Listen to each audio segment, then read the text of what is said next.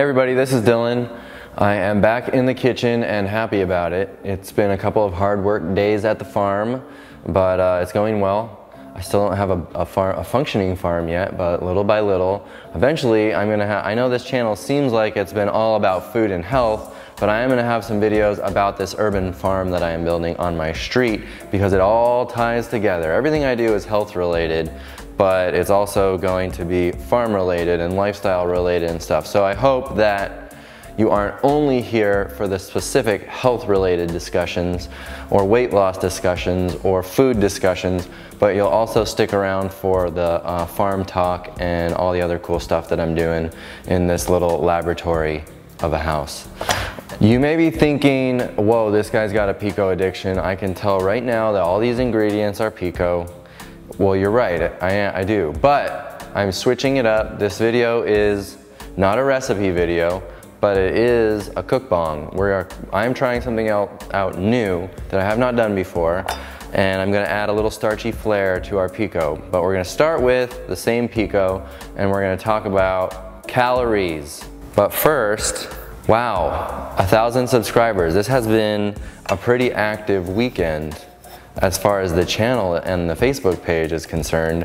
It's been very exciting experiencing all of this quick growth. And I thank everyone for being here. The interaction and support that's happening in the Facebook group has been amazing, and I'm just really, really excited. So thank you for that. And let's talk about calories. I'm gonna start just chopping some tomatoes. Oh, and hey, don't forget to freeze your veggie scraps, okay? Make your own veggie stock. Okay, so calories. Allie was asking about calories because she's been getting some mixed feedback when the topic comes up in other groups or wherever. So we've talked about it a little bit, but I just wanted to kind of clarify. And what I'm about to say is not any different from, I'm sure, many videos you've seen about the calorie discussion, but it's just another person saying things so that maybe it clicks better. No, I am not a doctor, but that doesn't mean that I can't communicate to you the things that I have picked up from doctors in their books, videos, and otherwise. So I'm going to just tell you my take on it in my words, which I'm sure is a take that you are familiar with, or at least some of you might be. So, do calories matter? Do I count calories? And how does it all work? So, no, I don't count calories, but that doesn't mean that calories don't matter. Calories do matter. The law of thermodynamics is legit. It is that calories in, calories out. If more calories go in than are burned by your body, you're going to gain weight. If less calories go in than are burned by your body through whatever means, every day, just living and operating your organs to physical activity like exercise, your body is burning calories, and if you eat less than you burn, you're going to lose weight. So we need to find a way to create that calorie deficit, but without doing it like on purpose by counting calories, because any kind of brain power consumption on am I at a calorie deficit or not is just going to hinder your progress. You're going to get too caught up in your head, and no, you can't sustain a lifestyle that way. That's called a diet, and we don't want a diet. So I'm going to come back at the end and talk about exercise, but I want to stay on this calorie thing. So let's just say that you burn 2,000 calories a day no matter what you do, okay? Now, if you're on a standard American diet, it's really easy to get to 2,000 calories of intake of food. And so what that means is that people and you may have tried these diets in the past, but you're stuck restricting what you eat because all of the foods that you're eating are unhealthy. They have oil or they have meat, and those are extremely high calorically dense foods, and they don't work for weight loss. In order for them to work for weight loss, you would have to restrict and starve yourself, and you would constantly feel hungry until you finally fall off the wagon and go back to eating the foods that you know how to eat. So you have to eliminate all the bad foods. You already know this. You're taking out all the dairy, animal products, all the oils. We've talked about the caloric density chart. We need to get our 2,000 calories or less, because you want to eat less than you're burning, and if you're burning 2,000 and you want to lose weight, then you have to eat less. So how do you eat less and not feel like you're starving yourself and having cravings and all that? Well, you have to satisfy yourself with your food, and you have to satisfy yourself with healthy food. So in order to do that, you need to eat the foods that are of the lowest caloric density, which happen to be foods with extremely high nutrient density, so that's good. So we got to focus on those. That would be your greens and your non-starchy vegetables and fruits. Fruit's a little more obviously than the leafy greens. Those are going to be your most calorically dilute foods. So you want to eat as many of those as possible, followed by whole fruits, followed by whole starches, and then from there you could be eating the processed starches such as pasta, white rice. So I want to talk about when it may be or may not be okay to eat things like the tortillas that I make, bread, pasta, and things like that. Because you may be in a place in your weight loss journey where it's not appropriate to eat those foods. So let's get into it. Let's start with like the perfect set of weight loss guidelines that would theoretically result in the maximum amount of weight loss possible. And then we'll go from there, depending on whether you're able to do that right now or even want to, or what your goals are. So ideally, this is what you would do. You want to get that calorie deficit without thinking about it. And to do that, you need to start every meal by filling your face with the lowest calorically dense foods possible, like leafy greens. So start every meal with a huge salad, and then maybe a vinegar-based dressing or whatever that doesn't have any added salt or sugar. Is you want to be completely SOS-free if we're talking about the maximum weight loss rules. This is before you've modified them to potentially to work with you better if the maximum isn't going to work.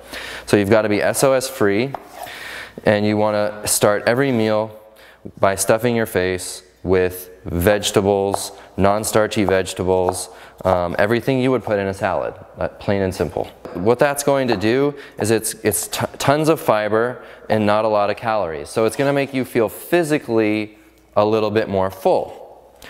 And then your next course of your meal is going to be the starch foods. So for me, I don't do it this way. My main bulk of my meal is starch, but I'm not focusing on weight loss. So you are in a different place, and you have to focus on eating the non-starchy vegetables first and get as full as you can, comfortable full, reasonable full as you can with the non-starchies, and then go on to the starches like your beans, potatoes, corn, lentils, and then use those to totally finish you up, to fill you up and feel completely full and satisfied. You need some starches to make you feel that last step, that full and satisfied feel. But the difference is, instead of making starches 70 to 90% of each meal like I do, you're gonna make them, I don't know, whatever works for you, 20 to 30% say, and you're gonna do 70% leafy greens in order to fill up on the lower calorically dense foods. You're not counting calories, you're just eating differently, and you're forming different habits. If you eat like me, you could overeat and not lose weight, because I eat some overt fats such as avocado, coconut, soy, nuts and seeds. So if just to be clear, you want to completely remove those from your diet if maximum weight loss is your goal also. You don't want to eat any olives, so you need to take out the overt fats. I eat some overt fats such as nuts and seeds and avocados and whatnot. But my goal again is not weight loss. I'm at my goal weight now. I've lost 30 pounds and I'm at my goal weight. Likewise, you want to take out all of the processed starches such as pasta, white rice, bread, tortillas, even any kind of flour, any kind of whole starch that has been dried and then ground up you would want to avoid if your goal is maximum weight loss. Like I said though, you're going to modify these rules to work with you.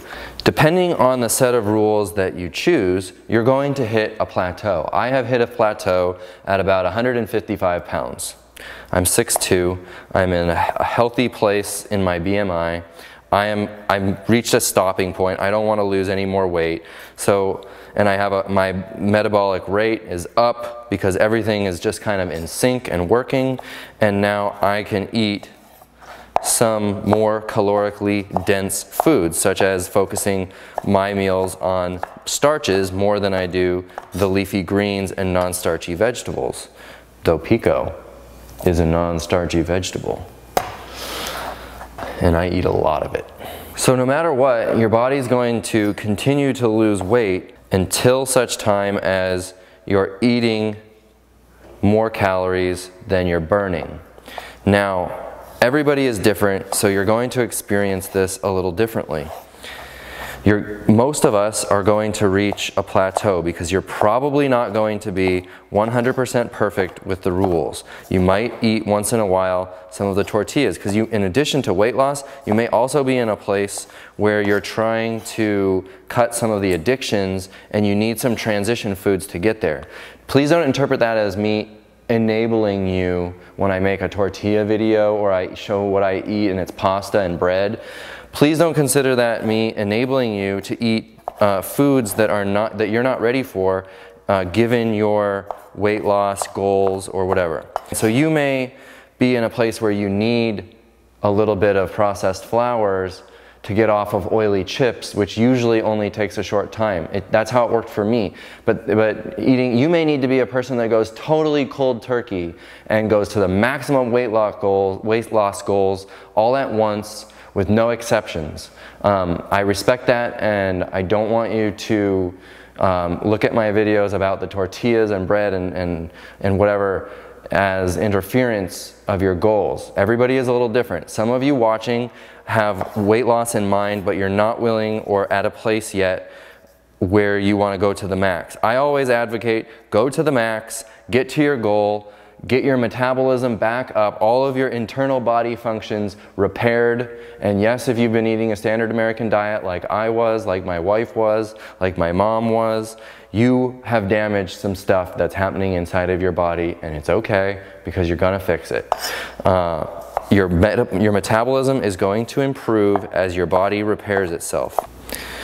So you may choose to eat some of the less strict foods, and what's going to happen in your weight loss journey is you're going to hit a plateau.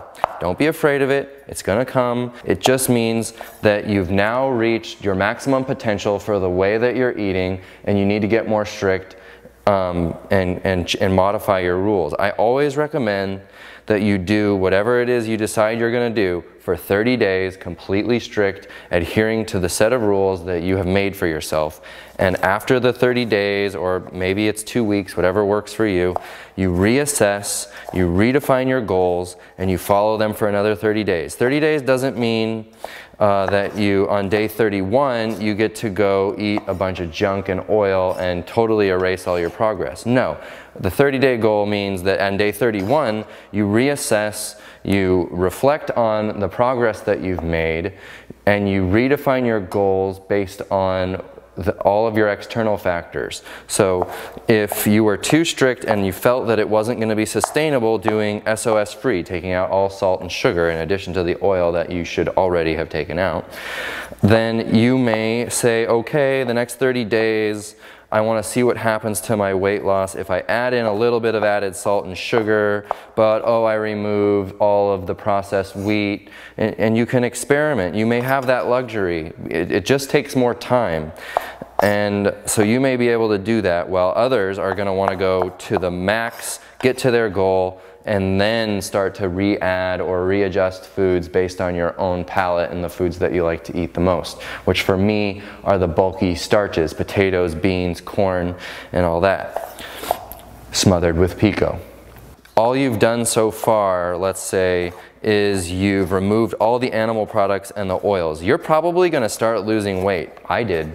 I was able to lose all of my weight while still eating some overt fats and processed starches.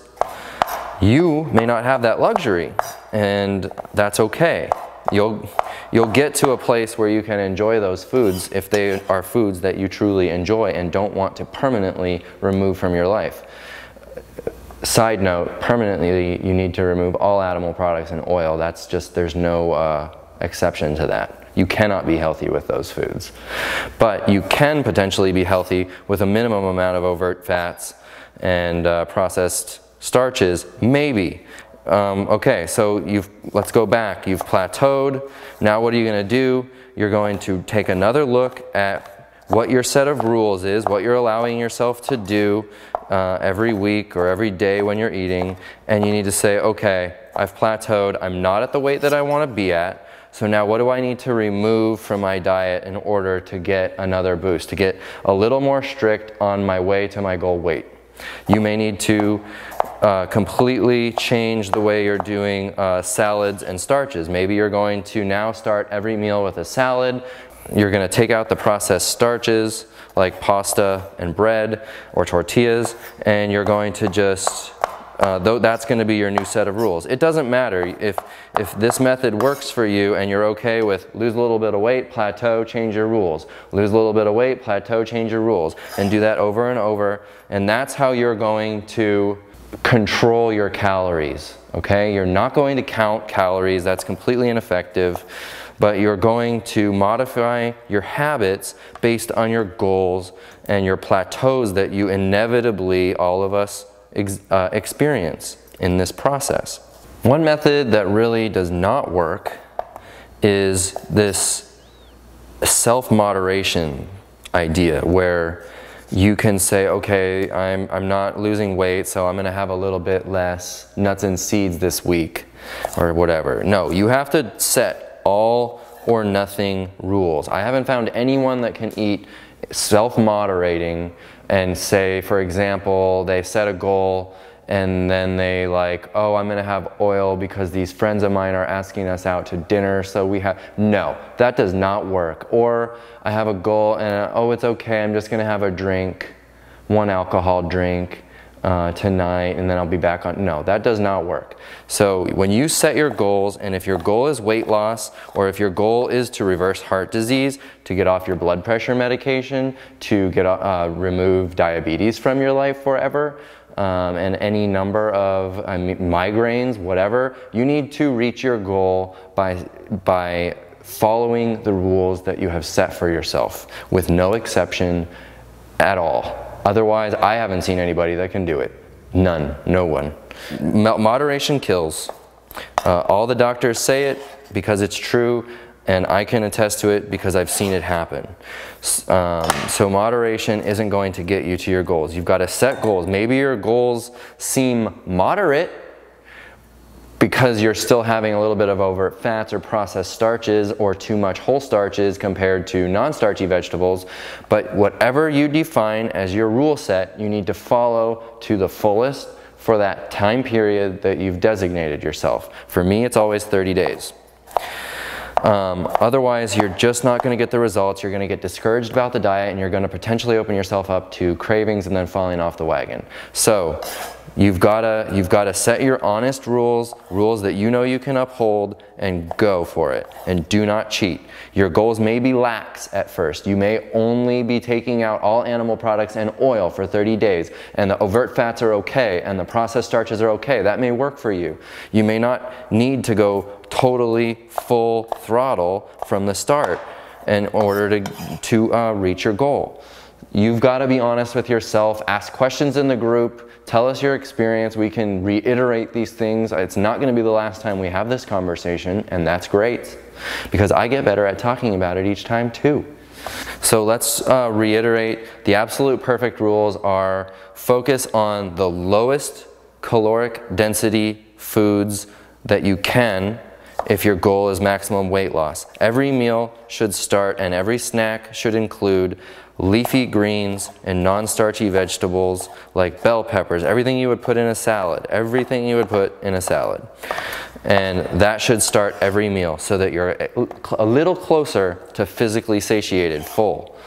Then on top of that, in order to feel a little more satisfied, you can finish off your meals with the starches like corn, beans, brown rice, lentils, potatoes, including white potatoes, yes, and then you're done. That's the perfect maximum weight loss.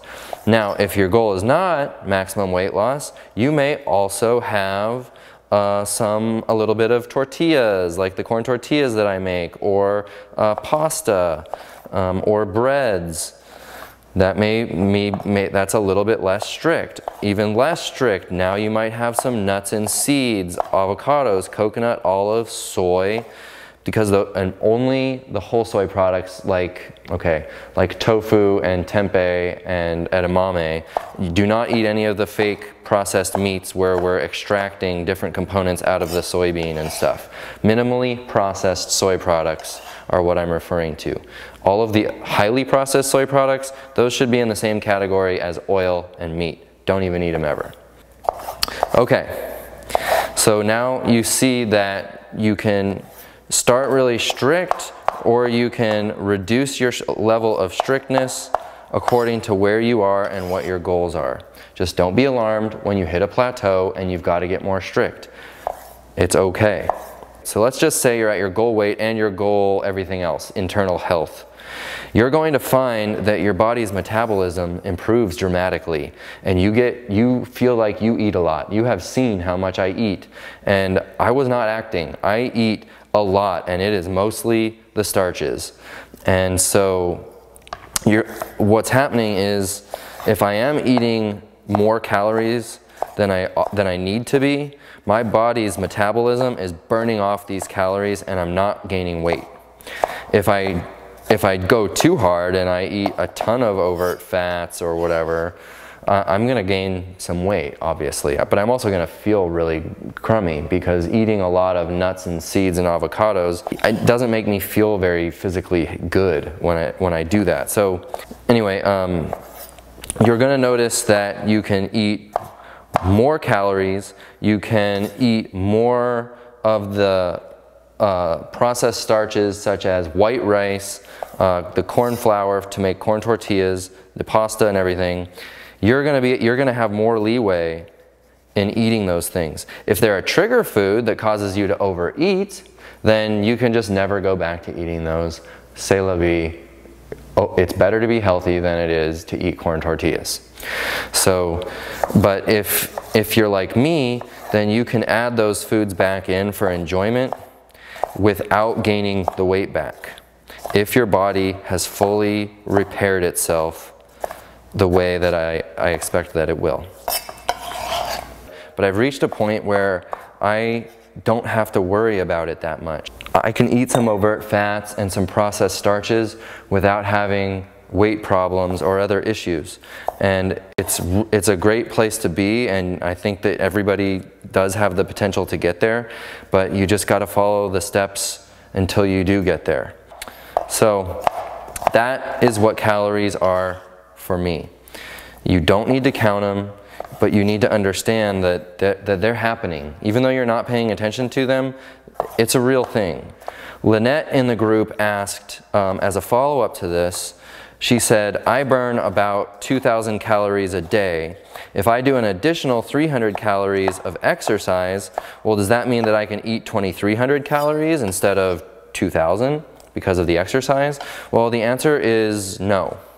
So the study that we were talking about in the Facebook group, and Dr. Lyle did a video where he talked about it in one of his webinars recently, was about the exercise. So I've talked about exercise before, but to be clear, exercise is a completely different discussion than the calorie talk that we just had. So we are changing gears. Exercise, I have said before, is not for weight loss. Exercise is to maintain overall physical health. Your brain needs exercise, your cardiovascular system needs exercise, your nervous system, your digestive system, all of your internal systems need exercise to operate at their fullest and best capacity. Your exercise isn't helping you to burn calories that you can then eat more of. Your exercise is helping you to maintain a healthy overall system, which is why I would say the minimum amount of exercise you need is like a 30-minute brisk walk a day. Most days. If you miss a day, okay. But don't let it slip through the cracks. Again, these are part of your 30-day goals that you need to put on paper and adhere to them. And if your goal is to do a 30-minute walk 5 out of 7 days, do not let yourself do 4 out of 7 days. It's very simple.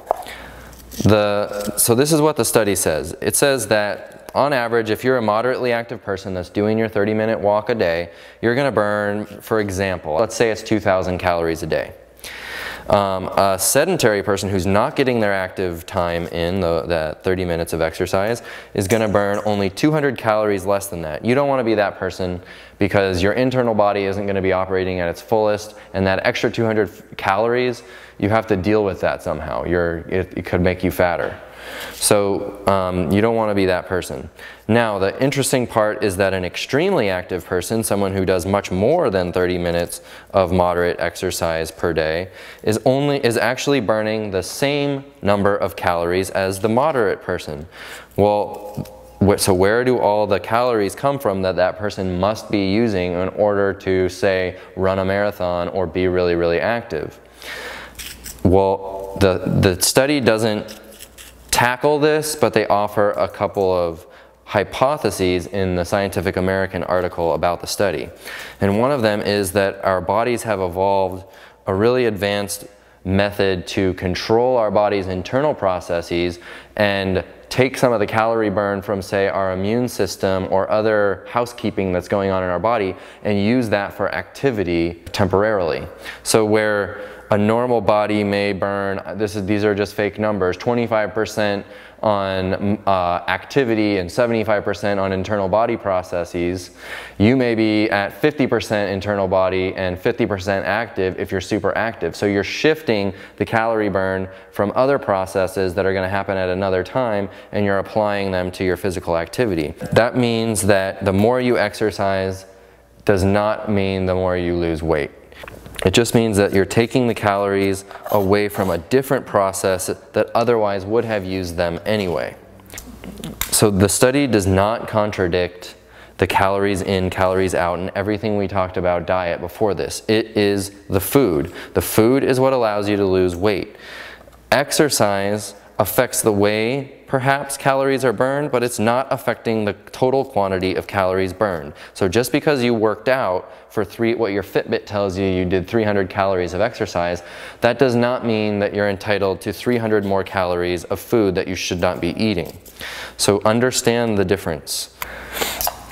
A 0-minute walk is unhealthy, a 30-minute walk is very healthy, a 60-minute walk is more than you need, but it's not going to cause you to lose more weight. So please, if you're on your weight loss journey, please do not fixate on exercise as part of actual direct weight loss. It's going to help you, your overall big picture health, to get that 30 minutes of moderate exercise in. So please do that, and please integrate that into your goals. So when I say exercise doesn't matter, no, that's not what I mean. It just doesn't have as dramatic effect on weight loss as we've all been indoctrinated to think for our entire lives. So one more concept that I did touch on, but I want to be really clear on. Eating too many starch, when you're already on this diet and you've already eliminated animal products and oil and even overt fats and even processed starches, you may still be in a place where your metabolism is such that you can overeat on starches and not lose the weight that you need to lose because you reversed it, and you need to eat more calorically dilute foods like the leafy greens. So yeah, if you think you're totally perfect and you can't figure out why you're still losing weight and your metabolism sucks, that's okay. You just have to make this other modification, and that is to eat as much leafy greens and highly nutritious food that are non-starchy as your base, and then fill up at the end, within reason, on your starchy vegetables such as your potatoes, corn, beans, on and on. So that is the difference. Yes, you can still get fat even, or stay fat, even if you think you're doing everything so perfectly, you're eating all the starches and everything, it could happen. So just be aware of that. But trust me, whatever happens to you, it's happened to so many people before. You are not the one person out there where this starch-based lifestyle isn't going to work for you. You're not an anomaly, you're not a wizard, and you're not magic.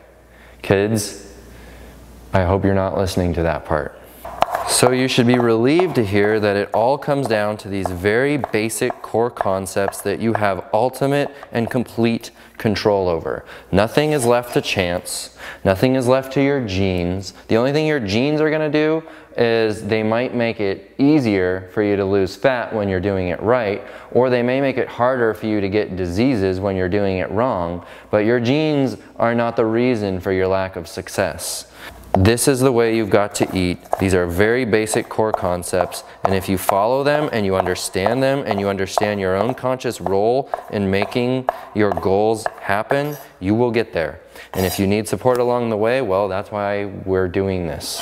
That's why we're on Facebook talking to one another. Your stories help me, and my stories help you, and it's just the perfect symbiotic relationship. And so use it. Go onto the Facebook group. Please get active. Tell us your story. Introduce yourself. Tell me where you're struggling so that everybody can chime in with some feedback. And when it becomes confusing, ask a question and say, hey, like it just happened with calories. I am not clear on this calorie thing. Can you please clarify it? Yeah. And you may have watched 10 other videos clarifying it also, and you just got one more person saying the same thing you've already heard in potentially a slightly different way that may click with you. And that's what it's all about. So take responsibility for the situation, set your goals, and ask for help. That is my big picture takeaway here. It is all completely within your control. The standard American lifestyle is not real life. Well, your world.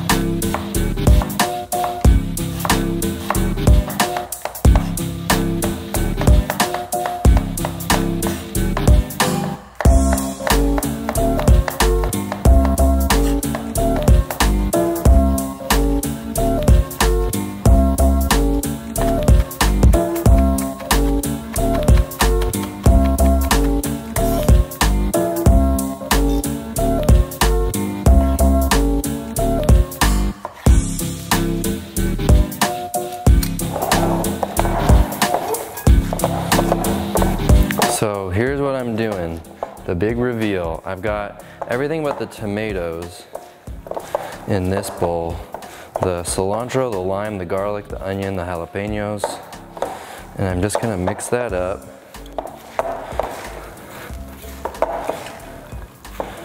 Because I wanna do something crazy.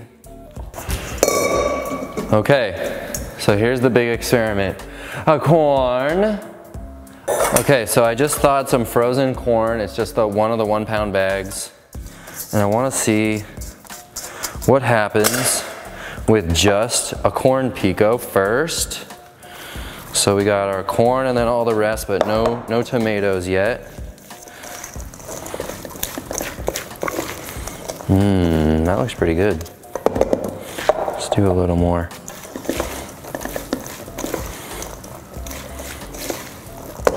So there we have a pretty nice looking corn pico. Okay, I told you I was gonna change it up.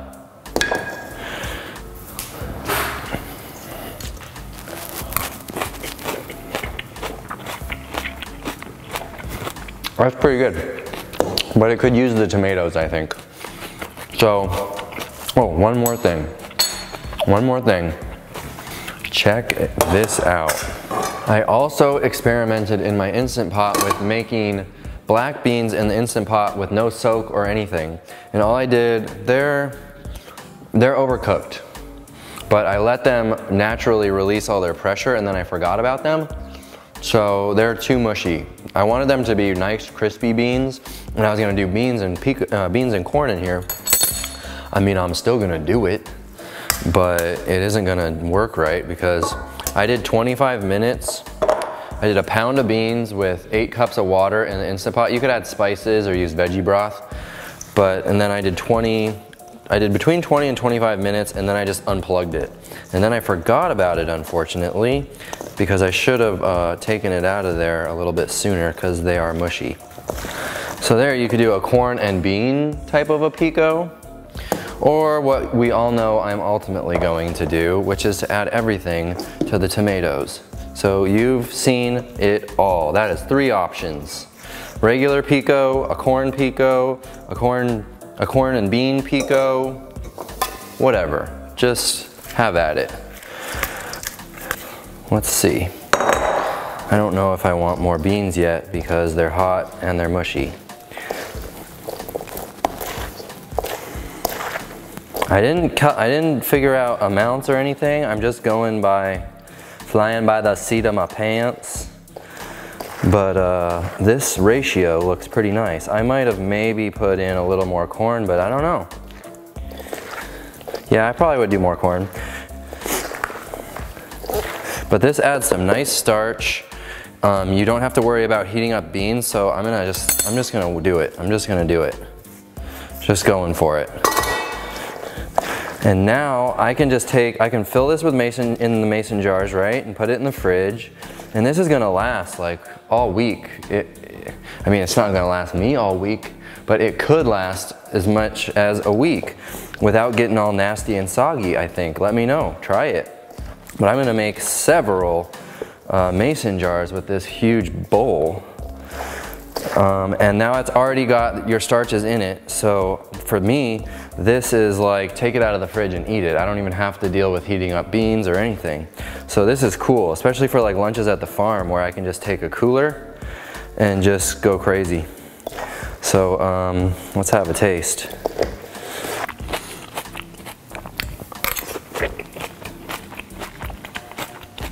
That's better.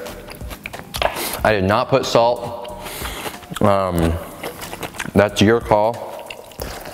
But this is totally salt, oil, sugar-free. All right, well, I hope you found that helpful. I'm gonna jar this up. That is all for today. Oh boy. I got a jalapeno. That's all for today. I hope this was helpful and not confusing. If it was confusing, please let me know and let's do it again. I'll clarify it again if I have to. I'll do it every day. I don't care. I love talking about it. So, thank you for being here. Thank you for 1,000 subscribers. This is super exciting. I'm having a blast and I hope you are too, and I hope it's helpful. I will see you on the next video. Bye.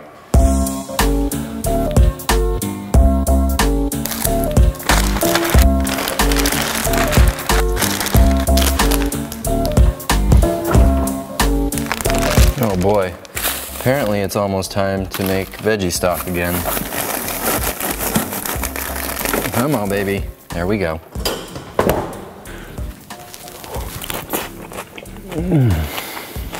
If you're feeling strange about how much pico you eat, stop calling it that. Just call it a Latin tomato salad or a corn and bean salad. That way you don't have to feel bad when you put an entire quart of it on top of a quart of beans. It's not a condiment, it's a salad. So just be comfortable with it, okay? Okay, that was a good guess.